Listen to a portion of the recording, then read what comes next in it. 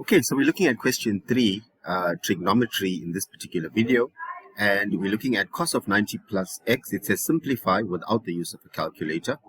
So we can see cos of 90 plus x is going to give us minus sine x, cos of x minus 180. So when you get x minus an angle, you want to just add 360 degrees to it.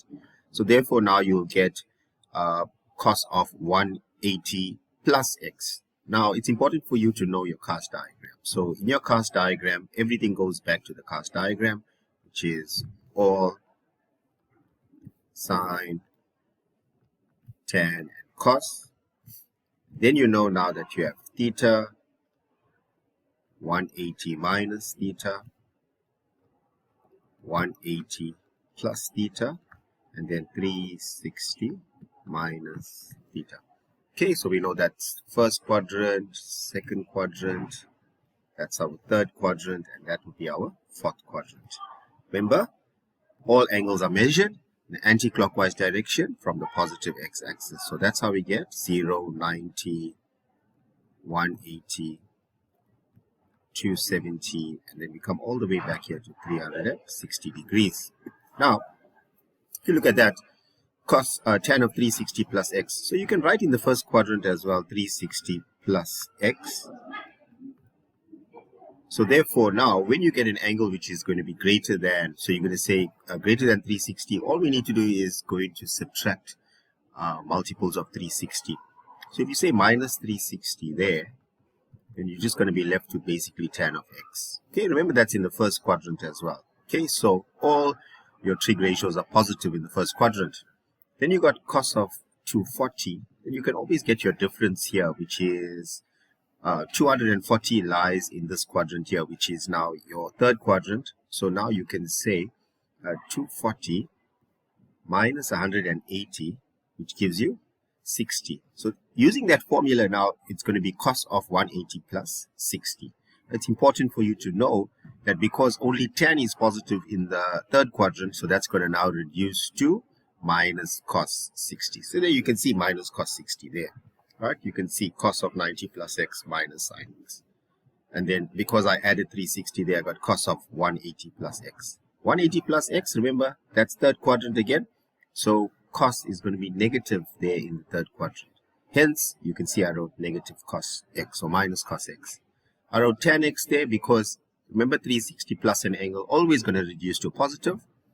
Cos of 240 is minus cos 60. I explained that already, which is you get cos of 180 plus 60. Because cos is negative in the third quadrant, it's minus cos 60. Then again, you got 225, and 225, as you can see, lies here in the third quadrant once again.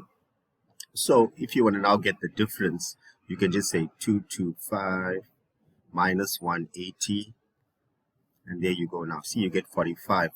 So using that formula now, 180 plus 45 now, or rather, 180 plus 45 degrees. So you've now 225. So now you can reduce that to tan 45 because remember that tan is positive in the third quadrant. So remember, tan of 180 plus 45 is positive tan 45. So that's just using reduction formula. So let's move on. Now you got minus sine x, you got cos x, and you got tan x. So it's important for you now to know your identities that tan of x is equals to sine x over cos x. Then you'll notice here, for tan x, I wrote sine x over cos x, and then the rest is just now special angles. So we got cos of 60. You can always check using your calculator. Cos of 60 should give you half. Okay, and then tan of 45 will give you 1. Okay, there's only really 3 that you need to know without a calculator, which is basically going to be sine 45, sine 45. Calculator gives you root 2 over 2, but you need to know that when you're writing that, it's 1 over root 2. 1 over root 2 is the same as root 2 over 2. And that's the first one. The second one is cos 45 will also give you root 2 over 2. But as a special, when you are working with special angles and writing down the solution to this one, it's 1 over root 2. And then the last one will be tan of 30, which the calculator gives you root 3 over 3, but you will write 1 over root 3. Okay, so remember the calculator gives you an answer with a rationalized denominator. Then all you need to do from here is just simplify. Cos cancels with cos, and then you got half times 1 is going to be half, so just take that to the top. We worked out our signs already. On the top here, which is your numerator, negative times negative is positive. Positive over negative is negative. Hence, now our answer becomes negative 2 sine squared x. So look at where all the ticks go, and then you will be good. Next one is, if tan of theta is 8 over 6, and theta is between 0 and 90, which means now that this is going to be drawn in the first quadrant. So you can just draw your diagram there in the first quadrant. Now remember, tan is what? When you're using the Cartesian plane, now we got tan of theta. Let's just stick with theta. It's going to be y over x. If you're using a right angle triangle, then you'll say opposite over adjacent. But here we are using the Cartesian plane because they gave us the restriction on the angle. So therefore, you got your y value, which is 8, your x value, which is 6. And all you need to do is solve for our hypotenuse, which is now going to be r squared. Okay, so r squared is 6 squared plus 8 squared using Pythagoras, which gives us an answer of 10. Knowing full well that in the first quadrant, x, y, and r is positive. Remember, r is always positive. Okay, just know that for second, third, and fourth, the values or the signs of your x and your y. The trickiest quadrant is the third quadrant because remember, x and y are both negative in the third quadrant. Okay. Then, if you're now looking at what they want you to do is 10 sine of theta plus x. They want you to prove or evaluate 6 sine x plus 8 cos x. So here they are actually testing here the compound expansion for sine of a plus b. So therefore, see, you've got here 10. Make sure you use brackets. Sine theta cos x plus cos theta sine x. Then it's just a matter of substitution. Remember that our diagram, or what was given to us, was in terms of theta. Sine theta is y over r. There's your y value there, 8, and r is 10. So that's 8 over 10. And then you got cos theta is x over r, so that's 6 over 10. There's it there. And then the rest is just going to be, take 10 into the brackets. 10 and 10 cancels there, so you get 8 cos x. 10 and 10 cancels there, so you're left with plus 6 sine x, which is equal to our right-hand side. Right, then in the next one, you've got sine 32 equals to t. So what you need to do here is, if they don't give you any restriction on your angle, then you just draw a right angle triangle. And that's all you need to do here. And then remember that sine of 32 or sine of your angle equals to opposite over hypotenuse. So you'll find that here, sine of 32 is opposite over hypotenuse. So the first thing you must do is make sure that you write down sine 32 as a ratio. Remember, ratio and fraction is basically the same thing. So you write sine 32 equals to t over 1. And then, if sine of 32 is t over 1, then there's your reference angle there. So that's your opposite side, and that's your hypotenuse. So t over 1. Therefore, your adjacent side now will be the square root of 1 squared minus t squared. And there, hence, we solve for the adjacent side. Now, for this particular question, if you look carefully, it says they want you to find sine of 16 degrees. Now, we've got our angle in terms of 32 degrees. So how are we going to get 16 degrees? So we're going to use the following. Remember, we're using our double angles. Remember, cos 2x. Remember, that's equals to 2 cos squared x minus 1. It's equal to 1 minus 2 sine squared x. And it's equals to cos squared x minus sine squared x. So the one that we are going to use here is going to be cos 32 equals to 2 cos 2 of 16, which we chose that one because, as you can see, we've got it equals to 1 minus 2 sine squared of 16. Okay. Now, because it's cos 2, remember 2 times 16 is 32. So now you want to make sine of 16. So all you need to do from here is basically make sine 16 the subject of your equation. and that is just moving things around, as you can see. Okay, so once again, the most important part for you to remember in this question is to be able to do that first part there. Cos 32 is equal to cos of 2 times 16. And drawing the diagram is very, very important. That's the most important thing as well. Okay, one of the most important things.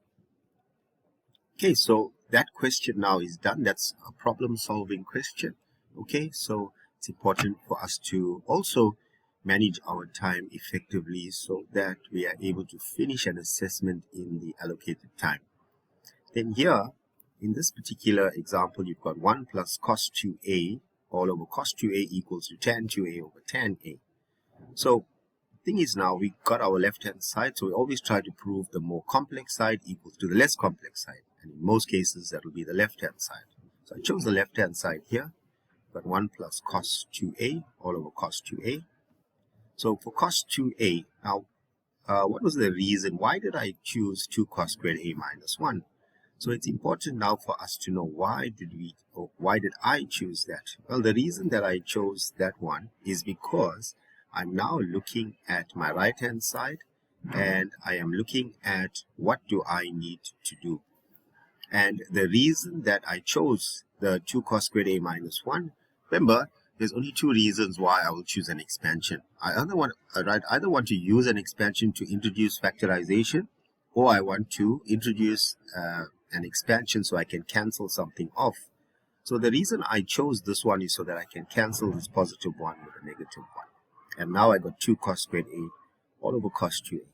At this stage, I got no direction because cos 2a here is a double angle, and I've got, once again, 3 expansions, and I got no direction as to a specific way to go. So therefore, in this instance here, I must now look at my right-hand side. Because remember, cos 2a is tricky because it's got 3 expansions, right?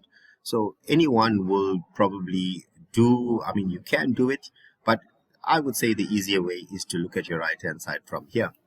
So I chose that now. So I got right-hand side equals to tan 2a over tan a.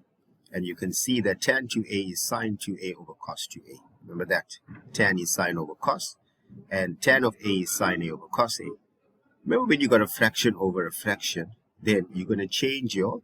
So let's say I got x over y divided by a over b.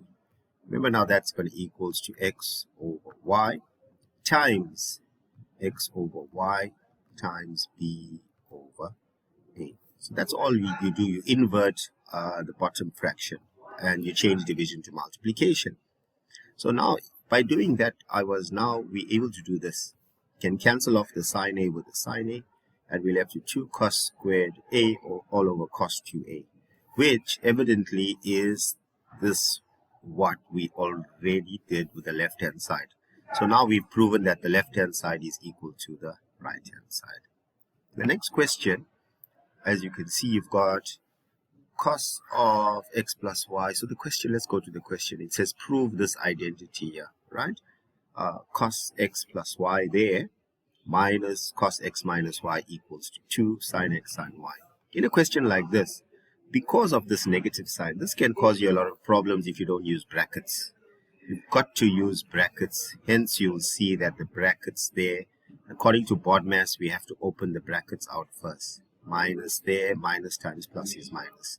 Then we can see that we are able now to cancel after our expansion, and we are able to prove that the left-hand side equals to the right-hand side. And finally, in the last question here, okay, which is complex in the sense that we had to let x equals to a plus b and y equals to a minus b.